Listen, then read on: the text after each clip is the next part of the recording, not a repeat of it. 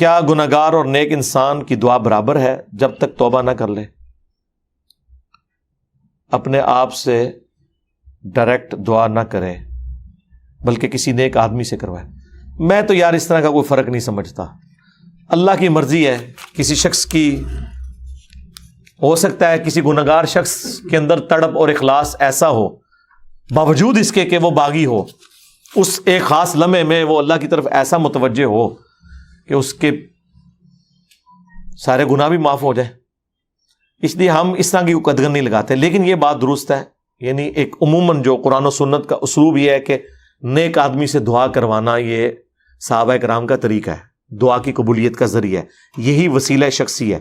جو بخاری مسلم میں حدیث ہے کہ ایک جمعے کے خطبے میں بدو صحابی کھڑے ہو گئے، انہوں نے کہا یا رسول اللہ دعا کریں، مویشی ہلاک ہو رہے ہیں بارش کے لیے۔ تو نبی علیہ السلام نے دعا فرمائی۔ صحابہ کرام کہتے ہیں ہم کڑک دھوپ کے اندر گئے تھے اور واپسی کے اوپر اتنی بارش ہوئی کہ پورا ہفتہ ہوتی رہی، اور اگلے جمعے میں وہی شخص دوبارہ کھڑا ہوا کہ یا رسول اللہ ہمارے گھر جو ہے اب ٹپک رہے ہیں، آپ یہ دعا کریں کہ ہماری صرف زمینیں جو اطراف میں نا ان پہ بارش ہو، ہمارے گھروں پہ نہ ہو۔ تو نبی علیہ السلام نے دعا فرمائی، بلکہ مسلم میں تو یہاں تک الفاظ ہے آپ نے انگلی سے یوں اشارہ بھی فرمایا بادلوں کو۔ تو یہ تو وسیلہ شخصی ہے۔ صحیح بخاری میں حدیث ہے 1010 نمبر 1010، عباس ابن عبد المطلب کو لے کر حضرت عمر رضی اللہ تعالیٰ عنہ آئے ہیں اور دعا کروائی ہے انا کننا نتوسل الیک بنبینا، اے اللہ پہلے تیرے نبی کو لے کے آتے تھے، اب نبی کے چچا کو لے کے آئے ہیں۔ اور انس ابن مالک کے الفاظ ہیں بخاری میں کہ وہ عباس ابن عبد المطلب جب بھی دعا کرواتے تھے بارش ہو جاتی تھی، ایک سے زیادہ دفعہ انہوں نے ذکر کیا ہے۔ تو یہ ہے وسیلہ شخصی۔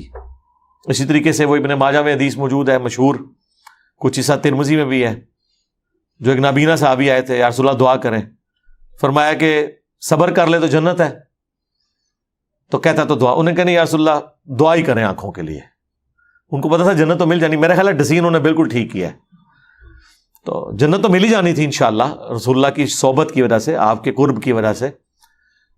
دنیا میں ایک اچھی زندگی گزارنے کے لیے آنکھیں تو بہت بڑی نعمت ہے۔ تو نبی علیہ السلام نے کہا وضو کرو، اور پھر 2 نفل پڑھوائے، اور پھر کہا کہ دعا کرو اللہ تعالیٰ کے حضور، اے اللہ میں تیرے نبی کے وسیلے سے تیری طرف متوجہ ہوتا ہوں، یا رسول اللہ میں آپ کے وسیلے سے اللہ کی طرف متوجہ ہوتا ہوں۔ یعنی دونوں کیسز میں دعا اللہ سے مانگ رہے ہیں، نبی علیہ السلام سے دعا نہیں مانگی۔